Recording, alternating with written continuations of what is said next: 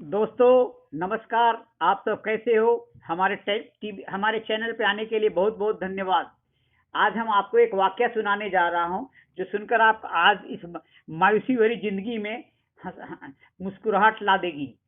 एक बार की बात है, एक टीवी चैनल को रिपोर्टर की जरूरत थी और उसने एक इख्तियार दिया कि मुझे एक अच्छे रिपोर्टर की चाहिए जो बेबाक हो और अच्छा से बोल सके। बहुत सारे आए, एक बंदे को सिलेक्शन हुआ। वो बंदा को बोला कि आपको अच्छा न्यूज हमें दो। वो बंदा क्या हुआ कि यहाँ से जाता है, खोजी पत्रकारिता के रूप में था, और वो वहां से निकलता है और बाहर चलता है। तो रास्ते में जैसे ही आगे बढ़ा तो एक रमेश नाम का एक बकराहारा था। उसके पास दो बकरे थे, एक काला और सफेद रंग का। वो बंदा ने पूछा कि रमेश, आप अपने बकरे को कहाँ चराते हैं? अब वो रमेश बोलता है, किस बकरे की बात करते हो आप, सफेद वाले की या काले वाले की? वो रिपोर्टर जो भाई था, वो बेचारा बोलता है कि अच्छा तो ऐसा ऐसा है तो बताओ भैया, ये रमेश सफेद वाले के बारे में बताओ। उसे मैं पहाड़ी पर चराता हूँ, रमेश बताता है। और रिपोर्टर फिर काले वाले को, उसे भी बोलता है कि उसे भी वही चढ़ाता हूँ। रिपोर्टर आप बकरे के रात में कहाँ सुलाते हो? तो वो बोलता है कि किसके बारे में बात करते हो, सफेद वाले या काले वाले? अब वो बोला था ठीक है, सफेद वाले के बारे में बताओ। उसे मैं बाहर सुलाता हूँ, और काले वाले को फिर वो बोलता है कि हाँ, वो भी काले वाले को भी मैं बाहर ही सुलाता हूँ। रिपोर्टर, अच्छा, अब क्या है कि अब इसे खिलाते क्या हो? खिलाते लाते तो हो गए, तो हाँ खिलाते हो। तो अब किसके बारे में बात कर रहे हैं? किस बकरे के बारे में पूछा, सफेद वाले या काले वाले के बारे में पूछ रहे हो? रिपोर्टर जो था, वो नया लड़का था, वो पहला इसका इंटरव्यू था, फिर भी वो इस तरह खींचते हुए पूछता है, अच्छा बताओ सफेद वाले को कहाँ सुलाते हो? तो रमेश बताया, मैं उसे चने के छिलके का चारा खिलाता हूँ। और काले वाले को, वो बंदा फिर बताता है, को काले वाले का भी वही खिलाता हूँ।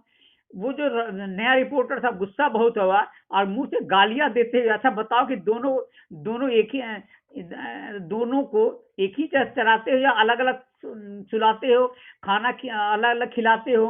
तो फिर इसमें रखा क्या है? जा रमेश जो है गला फाड़ के साफ करते बोला, बात ऐसी है कि सफेद वाला बकरा मेरा है।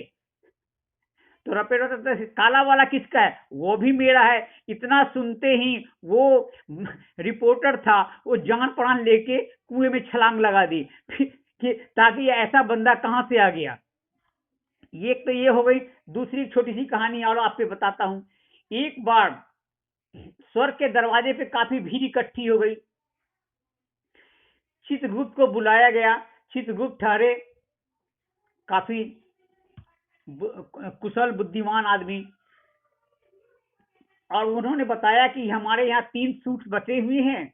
आप मरने की कहानी जिसकी सबसे अच्छी और रोचक लगेगी वो अंदर जाएगा। पहला एक बंदा है, मोटा सा बंदा था, वो सूट बूट पहने हुआ था। चित पूछा, तुम कैसे मरे? पहला आदमी, वो जो बंदा था, पहला आदमी, मैं एक बिजनेसमैन हूँ।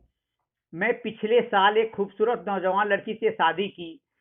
मैं दिन रात मेहनत करके पैसे कमाता हूँ।